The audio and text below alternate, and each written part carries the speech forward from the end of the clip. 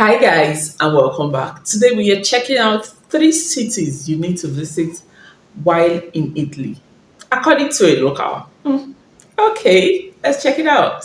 I get it. You're strapped for time. You work a lot, but you still want to visit Italy. What do? Well, fear not. I put together a list of the only 3 Italian cities you should visit. Okay. Leave all those others behind and visit these 3 essential places. 3 Italian cities, one epic trip. Let's make every moment count. Italy! Where are these 3 gems in the land of pizza and pasta? Well, I'll get to that. Stick with me. And why should you trust me? Well, I've been here on the ground for many, many years, and so you can consider this local knowledge. And for all you haters out there saying I don't know anything about Italy, you and I are gonna have a talk later in the video. Okay. The Eternal City, Rome, the epicenter Yeah, of Italian Rome. 𝐋𝐈𝐊𝐄 and the capital of this great country. I'll get to those other places later on, but for now, let's get to numero uno on the only 3 Italian cities you need to visit. Why Rome? Well, the reasons are numerous. It's easy peasy to fly in and Convenient out of the airport. city, and it's southern Italy, so you get that true Italian vibe. It has everything you want, especially when you're strapped on time and you come so far to make this trip happen. Monuments, ruins, restaurants, gelaterias, yeah, it's got it all. Give yourself a minimum of 2 nights in Rome, Okay. nothing less. Remember, Rome wasn't built in a day, but I'll show you how to conquer it in 3. What to do? Well, get yourself down to the Colosseum bright and early. 7 a.m. if it's the summertime, maybe earlier if you can do it, or 8 a.m. if it's the winter time. Get your photo outside of this iconic place. This is going to be the photo that's framed at home for many years to come. So make it count. It's worth it. After you've got those perfect shots, get inside the Colosseum. You'll book your ticket weeks or a month in advance. If you haven't done so, find one of the tour guides outside, book with him, Okay. and make sure you have a ticket that'll allow you to skip the lines and get inside for the tour. It's money well spent. Also with that same ticket, you'll likely have a tour of the Roman Forum next door. Historic places. Then from there, from the Roman ruins to the Pope's palace. Maybe not on the same day, but if you have your ducks in a row, you can do it. You're gonna go tour the Vatican. The Now, if you have a Vatican. guide, things will become easier and they can whisk you away over to the Vatican. If not, jump into a taxi, maximize your time. I don't The Vatican suggest you take City. a bus, and the metro This is one system of the in Rome, smallest cities it's in the pretty world. bad. Over there, admire the Sistine Chapel, all the art, all the history, And the all the home of the stories. Roman Remember, Catholics. you're in another country, and this is the Vatican. It has so much influence, not only over Italy, but over the entire world. It used to be more so, but still today, it has a lot of power, even if I don't agree with it. And if you're a bad boy like myself, I think you can still appreciate the beauty there at the Vatican. Rome's big ticket items? Check. On another morning, or somehow fit it into your schedule, hear me out. This is what you do. Spanish Steps, Okay. Trevi Fountain, Pantheon, Piazza Navona. Okay, get up before dawn. Get up very early. Get to the steps, the Spanish Steps. Get your photo there. Hardly anyone will be there and you'll get the perfect shot. That's it. After that's done, get over to the Trevi Fountain, because this is the big ticket item on this day and you want to be there early because the place gets packed. And this is another great photo opportunity. First, throw some coins into the fountains. This is the only fountain you should throw coins into in Rome. Do it. I suggest for the photo, the best spot I found is off to the right-hand side at the top. But work your way around, get some different photos, and enjoy the moment. Soak it all in, the water coming in. It's an amazing, beautiful sight, but you want to do it early because in the afternoon, it gets crazy crowded. After that, only a few steps away, a few blocks away, well, that's the Pantheon.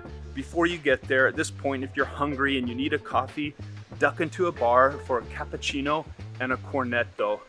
Don't mess about. Slam it down and get on your way.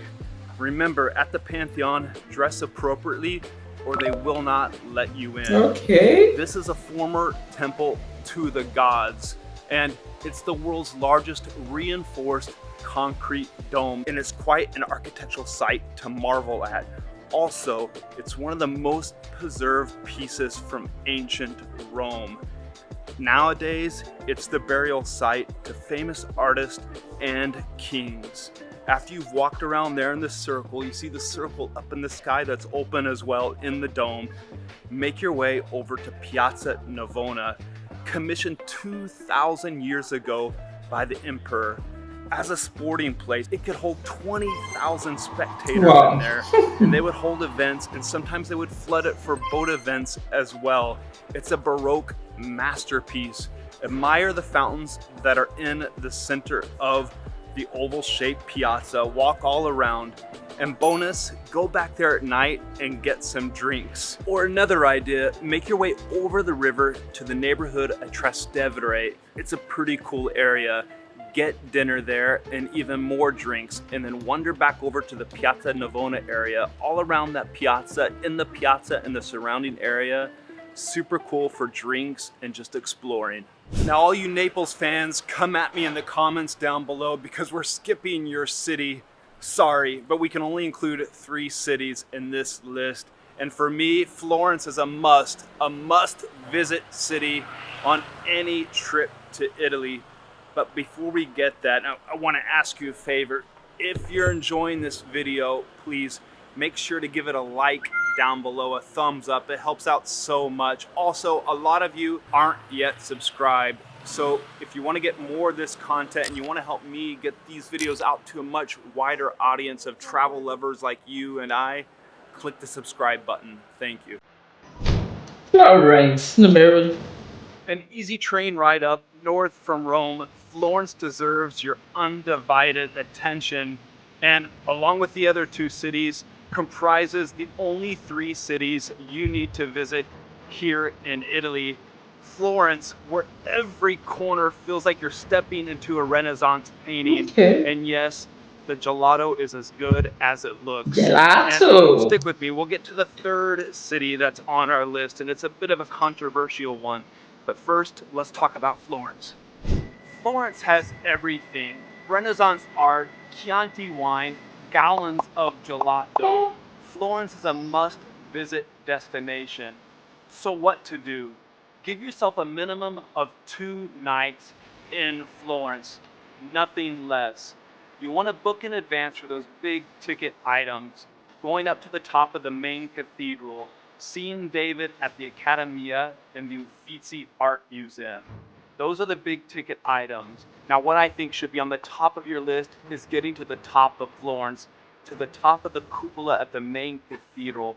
So make sure you book those tickets. Get there at the earliest possible hour. Book at the 8:15 time slot. Get up there and you'll get the whole view. You'll see all of the Renaissance cradle. Soak it all in, and you can admire the architecture of the cupola on your way to the top. After that, you have options, and that's the good news. You can spend a couple of hours roaming through the Uffizi Gallery, or you can eat your way through the Mercato Centrale. For example, spend 2 hours in the Uffizi Gallery, and it's like you time travel back to the Renaissance. And spoiler alert, it's mind-blowing. High on the list, I would put wine tasting. This is the land of Chianti, eating pasta with wild boar sauce, and as it's the birthplace of gelato, go wild, eat gallons of gelato. On one of the evenings, make your way up to Piazzale Michelangelo, the hill above the city. There, admire the sunset, and if you want, on the way up, pick up a bottle of wine or a takeout pizza and just enjoy. There are tons of great places out there. Bologna, it's tasty. Verona, that's for the lovers. And Milan, of course. Milan, fashion and food, yes. Food. I know fashion You're strapped for for time Milan. in your short stay in Italy, so this is the only three places you need to visit according to a local.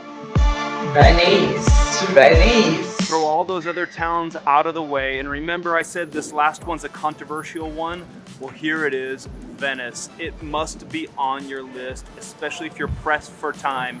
You can get by spending just one night in Venice, but make sure you give yourself enough time to wake up at dusk and roam this unique, carless city full of canals. And yeah, Venice, well, you want to get there and you want to get those iconic photos. Get your photo on a gondola. Get a gondola I ride. saw a If movie not, with get your photo Venice in with it, gondolas and behind that's how I you. got to know Get so your much photo about in San Venice. Marcos Square. Ideally, if it's flooded with water and you're standing there knee deep in water. And get your photo at the Ponte de Rialto Bridge. Remember, get up early to get great photo opportunities at these spots. These are the photos that are going to be framed back home for many years to come. You're not coming here for the food, though the Venetian food is quite delicious.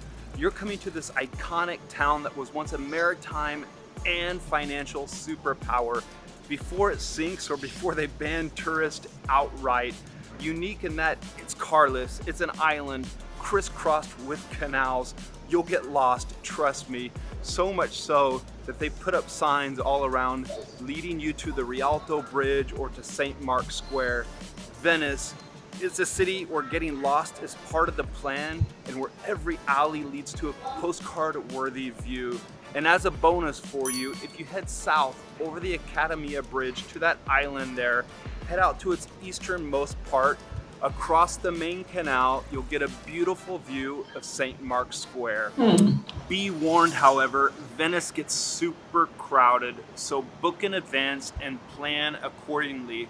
Also, keep your eyes out for scammers and scams. If you Okay. need help spotting those, stick with me and I'll explain to you how to do so.